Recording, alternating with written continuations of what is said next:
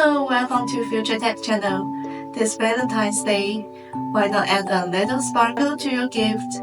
Today we are making a DIY electronic car with LED light. The process is very simple and you don't need an engineer to do it. Come and make it with us. The materials required include greeting cards, conductive tape, LED light, batteries, and auxiliary tools.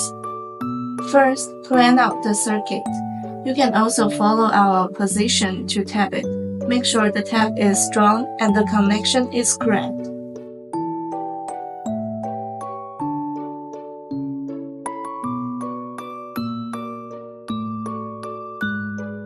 Then attach the battery. This is what powers your heartfelt message.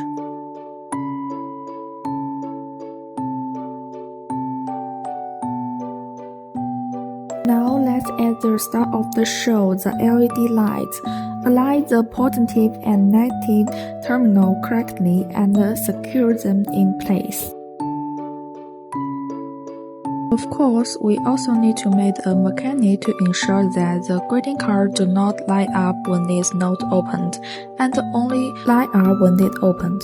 Now that you know how to make the LED circuits and mechanic, you can use them on your greeting cards.